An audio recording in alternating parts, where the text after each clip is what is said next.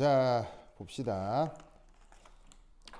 저번 시간까지 이제 그 1, 2장이 끝났고 오늘부터 이제 새롭게 3장이 시작이 됩니다. 그래서 이제 오늘 오늘 3장 시작을 하고 어제부터 저쪽 창원에서는 5장 수업이 시작이 됐으니까 오비탈 관련해서 여러분 또 다 같이 공부를 해줘요. 알겠죠? 자, 여기 뭐냐 보자.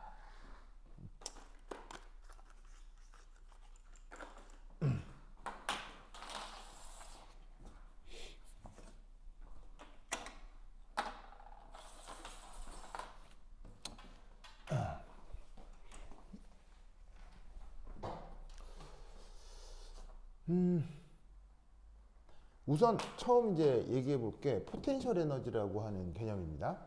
우리말 번역이 뭐죠? 위치 에너지. 사실 처음 들어본 말이에요. 뭐 아주 흔하게 쓰는 말이에요. 굉장히 뭐 익숙한 말이죠, 그렇죠? 그럼 이제 이 포텐셜 에너지라고 하는 것에 뭐 어떤 예들이 있는지 한번 쓱 나열을 해볼 건데, 예를 들어서 뭐 이런 표현 있죠? 뭐 이런 표현 본 적 있죠, 그렇죠? 이런 것도 있고, 그 다음에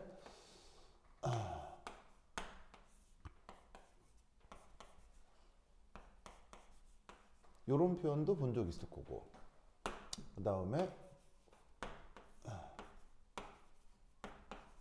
이런 표현도 본 적이 있을 거고. 그래서 이런 식으로다가 뭐 위치 에너지 등등등을 이렇게 이제 표현해 볼 수 있거든요. 그래서 뭐 이런 거는 이제 뭐 중력에 의한 거, 만류인력에 의한 거, 뭐 전기력에 의한 거. 그래서 위치 에너지들을 이렇게 이제 표현을 해보면 위치 에너지 표현이 굉장히 다양하다라는 걸 알 수 있단 말이에요. 그래서 지금 하려고 하는 건, 그래서 이 위치 에너지 수식들을 가지고 뭐 막 계산을 해가지고는 운동 에너지랑 어쩌고저쩌고 그런 여러 가지 연습 문제를 풀자는 게 아니라 이 위치 에너지가 무엇냐, 위치 에너지가 이제 어떤 성격을 갖느냐, 그런 것들을 좀 알아보려고 하는 거예요. 자, 그래서 이때 우선 맨 처음 위치 에너지에 대해서 생각을 해보면, 우선 이 위치 에너지에는 어떤 것들이 무조건 들어가게 돼 있습니까? 어우, 깜짝아. 어우, 테오스. 어우, 반가워요. 테오 반가워요. 테오. 그래, 또 배려심까지. 우리 테오. 그래, 테오 반가워요. 그렇죠. 자, 그래서 여기 잘 보시면 이제 이 위치 에너지들의 이제 공통적인 성격을 알아보려고 하는데, 이 위치 에너지들은 모두 다 어떤 요소들이 들어가 있냐면 바로 입자간 거리. 입자간 거리. 거리가 어디에 있느냐? 바로 여기 있죠. 여기 있죠. 그리고 여기 있죠. 그래서 여러 입자들 사이에 거리가 반드시 그 위치 에너지를 규정하게 되어 있습니다. 그래서 위치 에너지는 항상 거리가 변수로서 나타난다라는 거 꼭 기억하시고요. 그 다음에 이제 위치 에너지의 또 중요한 성격은, 이 녀석은 언제든지 뭐로 바뀔 수도 있다? 운동 에너지. 자, 뭐 나온 김에 운동 에너지 영어로 키네틱이라고 하죠. 키네틱 에너지라고 하는데, 언제든지 운동 에너지로 변환될 수 있다. 그래서 그 운동 에너지로 변환될 수 있기 때문에 어떤 말을 쓰기도 하냐면, 여기 이제 스토어드라는 말이 있죠. 이게 스토어드 우리말로 번역하면 저장된.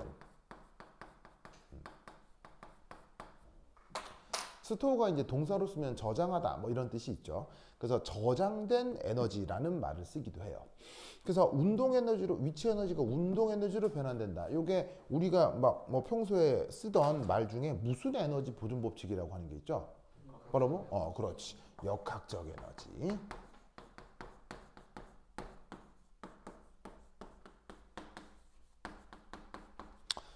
그래서 뭐 이건 역학적 에너지 보존은 중학교 책에서도 나오는 내용이니까 여러분들에게는 상당히 익숙한 개념일 것이다. 혹시 여러분 역학적 에너지 영어로 역학적 에너지, 여기 이게 은근히 이게 직역이 된 말인데, 미케니컬 에너지, 요거를 이제 우리말로 역학적 에너지 이렇게 번역한 것이다라고 했었죠. 태우 오케이? 그렇죠. 좋아. 그리고 이제 이 위치 에너지의 또 다른 성격, 그게 바로 세 번째입니다. 세 번째입니다. 자, 우선 여기 그 어떤 말이 하나가 있냐면 수리적으로 에너지를 어떻게 규정하느냐라는 거죠. 그럼 이제 혹시 여러분 힘이라는 물리량 알죠? 힘. 자, 힘은 벡터 물리량이에요, 스칼라 물리량이에요? 벡터고요. 그다음에 변이라고 하는 것도 벡터죠, 그렇죠? 그래서 이제 두 뭐냐면은 벡터를 저렇게 연산을 하는데 이렇게 점으로 표시하는 연산 방식이 있거든요. 혹시 이런 걸 뭐라고 하죠? 이게 그 벡터끼리 저렇게 점으로 표시하는 연산 방식이 있는데 요거를 우리말 번역으로다가 내적이라고 번역을 하죠. 영어로는 뭐라고 하죠? 내적 혹시 도트는 이제 그냥 우리가 편의상 얘기하는 거고요. 영어로는 스케일러 프로덕트입니다. 스케일러 프로덕트인 게 이제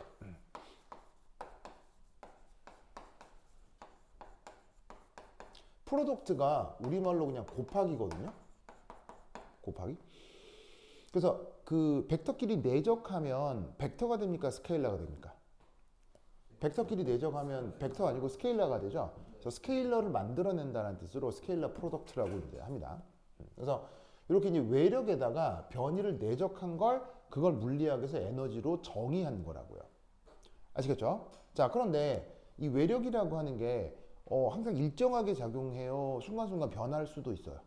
순간순간 변할 수도 있죠. 그래서 그런 것까지를 표현하기 위해서 그 미소 변이에 따라 그 외력이 변한다면 그걸 다 따로따로 곱하기를 해가지고 처음부터 끝까지 다 더하자. 이런 식으로 이제 뭐냐면은 에너지를 규정한다 이런 말이에요. 알겠죠?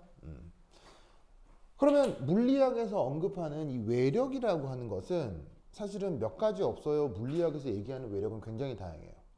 굉장히 다양하거든요. 별의별 게 많단 말이에요. 뭐 마찰력, 수직항력, 이런 것들도 다 외력이잖아요. 근데 그 외력 중에 어떤 외력도 있느냐? 상호작용력도 외력이에요. 상호작용력. 외력의 수없이 많은 종류 중 상호작용력이라고 하는 것도 있다. 이런 말이지. 무슨 뜻인지 아시겠죠? 알겠죠? 그러면 상호작용력이 뭐예요? 상호작용력이 뭐예요?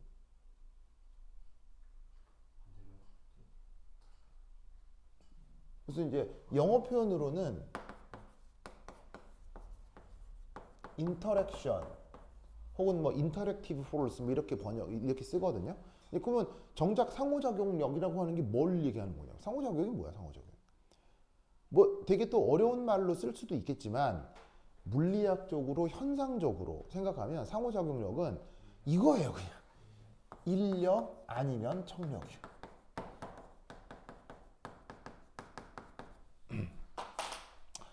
그래서 입자들 사이에 끌어들이거나 아니면 밀어내는 힘, 그거를 상호작용력이라 한다 이런 얘기죠. 그래서 물리학에서는 조금 더 복잡하게 정의하기도 하거든요. 그래서 한 4가지 정도로 구분하는 걸로 내 기억을 하는데 무슨 핵력, 전자기력, 강한 상호작용력, 이렇게 구분을 하거든요. 근데 그게 결론적으로는 현상적으로 봤을 때 미는 거 아니면 땡기는 거다 이런 얘기지. 아시겠죠? 그러면 인력하고 청력은 내 내부에서 벌어지는 힘이에요? 외부에서 나한테 가해지는 힘이에요? 인력과 청력 역시. 외부에서 나한테 가해지는 힘이 되는 거죠. 무슨 뜻인지 아시겠어요? 누가 나를 끌어당기니까 인력인 거고 누가 나를 미니까 청력인 거지. 무슨 말인지 알겠죠? 그러면 어떻게 된다? 외력을 적분한 게 에너지라면 이때 여기에 있는 저 인력 혹은 청력 요거를 역시나 변위에 따라 연산을 해준 것. 이 또한 뭐가 된다? 에너지라 이런 말이지.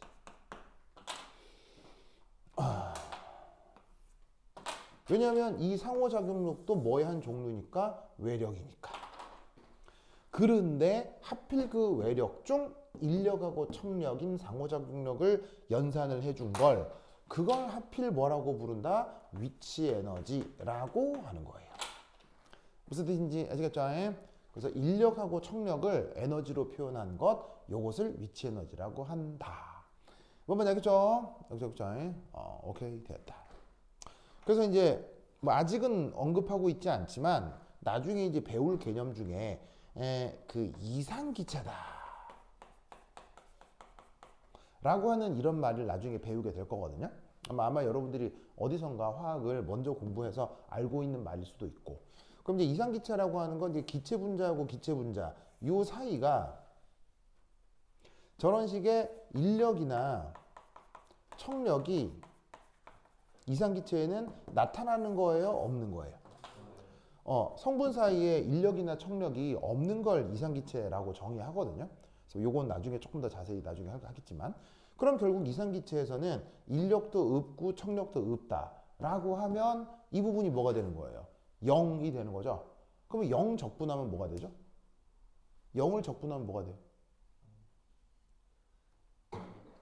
그거. 아직 적분 안 배웠어요? 잘 안 배웠어요? 그런가? 그러면 적분은 모르겠다고 치고 0 곱하기 뭐 하면 뭐가 나와요? 그냥 곱하기라고 해 생각해도 돼, 그냥. 그러니까 적분이라고 하는 건 특별히 어렵게 생각할 필요는 없고 그냥 연속적으로 더하기를 하자라는 뜻이거든요. 그럼 이거 떼고 그냥 0 곱하기 뭐 이렇게 생각해도 돼요. 그럼 만약에 인력하고 청력이 없다 그러면 인력하고 청력이 0이잖아요. 0. 0을 뭐에다가 곱하면 뭐가 돼요? 0이 되겠죠? 그래서 위치 에너지는 그래서 이상기체는 위치 에너지가 뭐로 나타난다? 0으로 나타난다. 아시겠죠? 그래서 이제 그런 것들을 얘기를 할 때 이 위치 에너지에 대한 개념이 필요하다 이런 얘기지. 아시겠죠? 그래서 위치 에너지에는 어떤 성격이 있다? 반드시 거리가 변수로 참여한다. 두 번째, 역학적 에너지 보존에 따라 운동 에너지로 전환될 수 있다. 세 번째는 인력 청력에 의한 에너지다. 아시겠죠? 인력 청력에 의한 에너지다. 이 얘기도 꼭 기억해 두시기 바랍니다. 알겠죠? 이때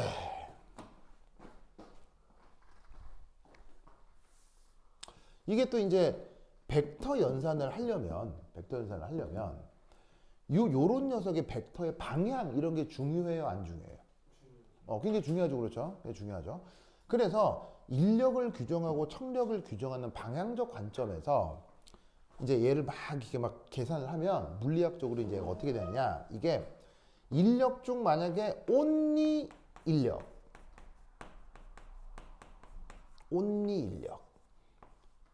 인력만 연산을 해주면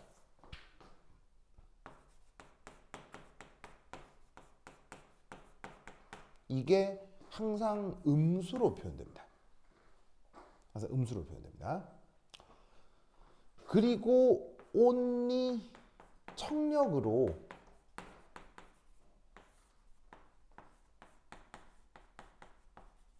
위치 에너지가 나타나게 되면 그때는 양수로 위치 에너지가 나타납니다. 그래서 얘네들의 방향의 문제 때문에 그렇거든요. 근데 이제 그 뭐 방향 정하고 벡터 연산하고 이런 건 나중에 물리 시간에 조금 더 구체적으로 배우도록 하시고요. 지금은 현상적으로 위치 에너지에 이런 성격이 있다 정도만 우선 알아두도록 합시다. 알겠죠? 자, 그런데 그 인력하고 청력이 사실은 따로따로 나타나요? 인생 살아보면 항상 인력하고 청력은 섞여 있어요. 항상 인생 살다 보면. 예를 들면 여러분들 학교에 가면 되게 친하게 지내는 친구 있잖아요. 그게 항상 좋아요? 아니잖아. 어쩔 땐 짜증나 이럴 때도 있잖아. 그래서 이 세상 만물은 인력 따로 청력 따로 이렇게 나타나는 경우는 없어요. 인력하고 청력이 섞여 있지. 보통은. 무슨 말인지 알겠어요? 그러면 이때 인력을 적분한 게 항상 음수가 나오게 되어 있고 청력을 적분하면 양수가 나오게 되어 있거든요. 얘네들의 방향 뭐 고려하면. 그런데 보통은 이 두 개가 어떻게 되어 있는 거야? 이 두 개가 섞여 있다고. 그럼 섞여 있는 걸 다 더하면 얘는 양수고 얘는 음수인데 두 개를 섞으면 양수가 될까요? 음수가 될까요? 떤 양수하고 음수를 섞으면 그때는 양수가 될까요? 음수가 될까요? 그때 다르다. 무슨 말인지 알겠어요? 그때 다르다. 그러면 그 그때그때 다름이라고 하는 것도 무슨 의미가 있겠어요, 없겠어요? 아주 큰 의미가 있다고, 알겠죠? 그래서 그거에 대해서 분석하는 것에 대해서 이제 차근차근 공부를 해볼 것이다. 뭔가 알겠죠? 알겠죠? 그래서 위치 에너지에 이런 성격들이 있다라는 거 꼭 같이 알아두시기 바랍니다. 자, 됐고. 그 다음 두 번째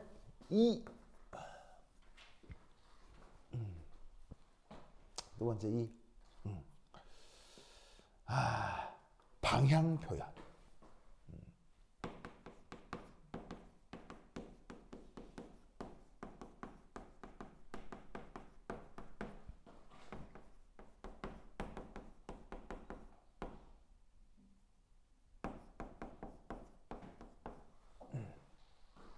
자, 상호작용력이 뭐 아니면 뭐를 얘기한다고 했죠? 상호작용력이 뭐하고 뭐를 얘기하는 거라고 했죠? 인력 청력을 상호작용이라고 했죠. 자, 그럼 이제 그 상호작용력을 이제 물리학자들이 이걸 이제 어떻게 그 방향을 규정하는지 한번 살펴보자 이런 말이에요. 알겠죠? 자, 그럼 이제 여기 이제 짜자자잔 어떤 물체가 있어요. 그다음 또 하나 짜자자잔 입자 두 개가 있어요. 그럼 생각해봐. 지금 언급하려고 하는 게 인력 청력이잖아.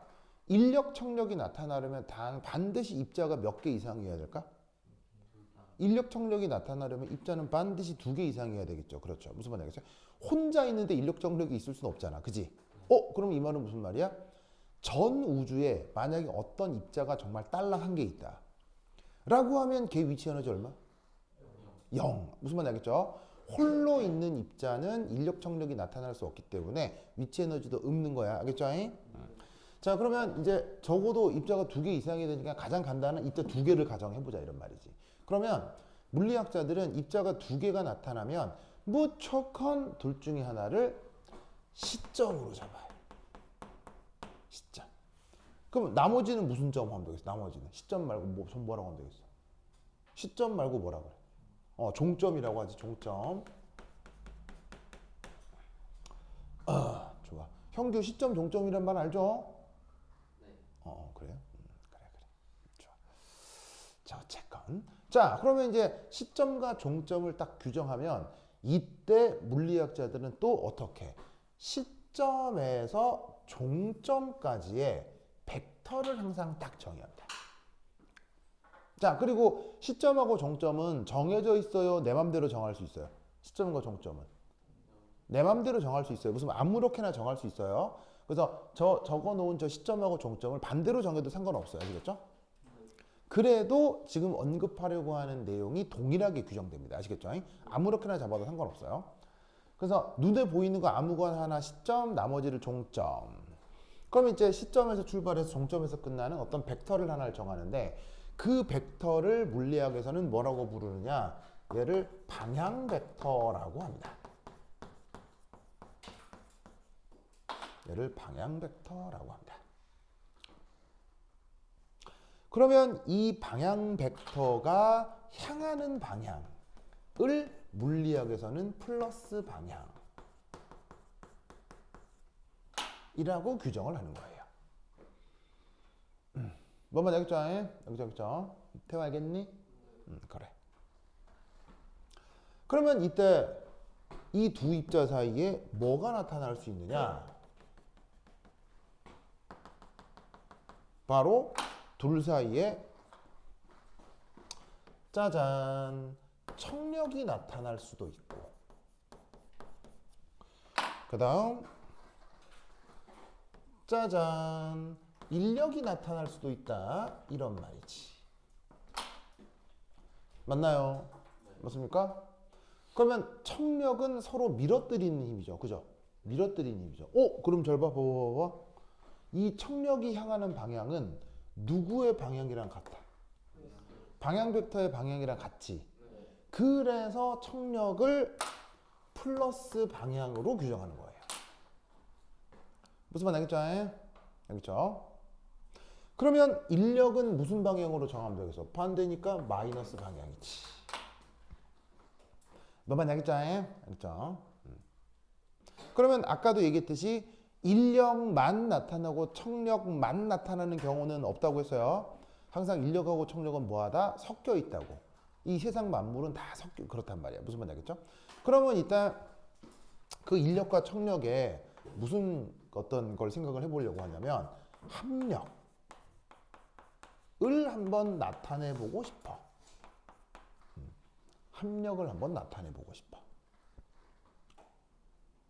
근데 이제 그 합력을 어떻게 표현하고 싶으냐면 벡터 관점에서 한번 표현을 해보겠다 라고 하면 그 합력을 토탈 포스 F 토탈이라고 하면 이 전체 합력은 인력 벡터하고 청력 벡터를 어떻게 해주면 되겠어? 그냥 산술적으로 더하면 그만이지. 무슨 말 알겠죠? 그래서 전체 합력을 벡터로 표현하고 싶다. 그럼 이렇게 표현하면 돼. 그죠, 그죠, 그죠? 지금 영상으로 보는 사람 있나? 아, 영상 보는 사람 없네요. 좋아. 왜 이렇게 안 오는 거야? 아, 진짜. 그래. 너 뭐라고? 어? 아직 졸업 안 하는 사람 있어요? 아, 참고는 이제 어쩔 수 없잖아요. 그죠? 태균이 하고 왜 어디 갔어? 태균이 아침에 봤다고요? 아, 채윤이 아침에 봤다고요? 아침에 봤는데 뭐 하러 갔다고? 살 빼야죠. 아, 변호사 그러면 그 자기도 그 헬스장에 같이 다니는 거예요? 네, 아파트. 아프다고요? 뭐? 아파트. 아파트. 아파트.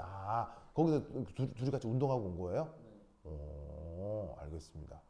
어떻게 그 아침 일찍 일어나서 운동할 생각을 다 해요? 너무 많이 쪄가지고. 뭐 좋아요, 좋아요. 아니, 뭐 누가 억지로 시킨 거예요? 자발적인 거예요? 대단하다, 요. 야, 아니 그래도 그게 어때요? 아니 그런 생각을 한다는 게 그 어린 나이에, 몸무게가 안 준다고요? 아니 뭐, 아예 안 줄었어.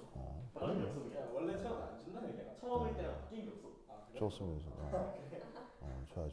이게 그게 운동한다고 바로 효과가 나오는 건 아니니까 그래도 그렇게 시도를 한다는 게 응원합니다. 좋아요.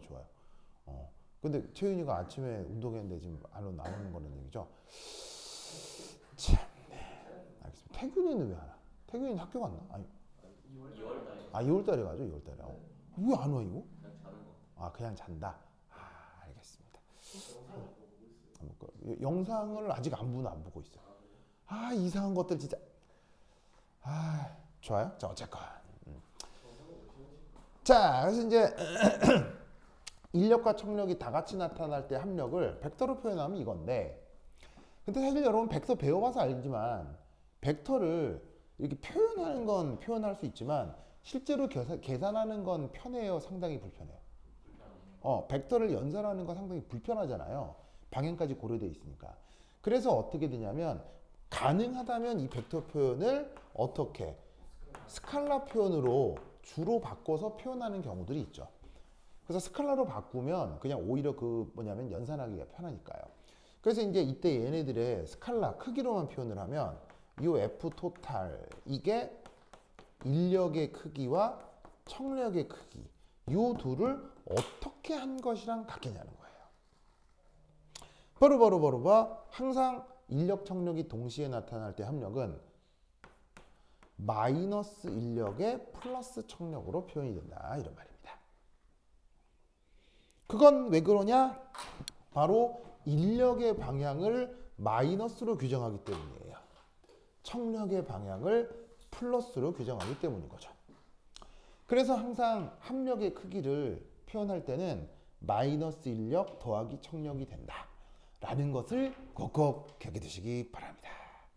오케이, 됐죠? 이거 꼭 기억해. 좋았어. 자, 썼습니까? 썼죠. 좋아. 요거 내용 이거 지우개 줄게요. 지우자. 쓱. 지우자. 그 다음 세 번째 그래서 1, 2, 3. 자, 이 세 번째는 이거예요. 위치 에너지를 줄여서 이제 어떻게 쓸 거냐면 포텐셜 에너지니까 EP 이렇게 이제 많이 줄여 쓸 거거든요. 그래서 이 위치 에너지 요거와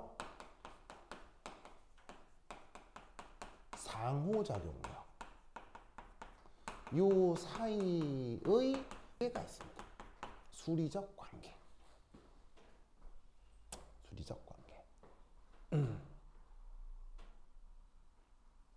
그 수리적 관계가 있습니다. 그게 어떤 식으로 나타나느냐? 뿌르르르르 위치 에너지를 미분할 겁니다. 자, 위치 에너지를 미분을 하는데 그때 미분은 그 대상이 뭘까요? 뭐에 대해서 미분을 해볼까요? 뿌르르르르 항상 거리에 대해서 미분을 해봅니다. 왜 위치 에너지 거리로 미분을 할까요? 바로 거리가 변수니까요. 미분을 하는 이유는 뭐예요?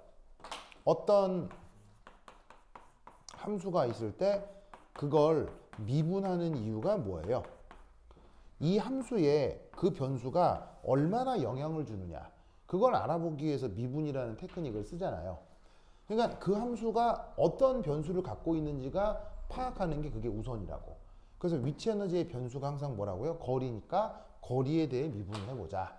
그러면 여기 있는 이 위치의 속성, 위치 에너지의 속성에 대해서 우리가 살짝 알 수 있을 거 아니야? 놀라웠게도 이게 어떻게 되느냐? 바로 마이너스 인력이 됩니다. 마이너스 인력. 마이너스 합력으로 나타납니다. 인력은 무슨?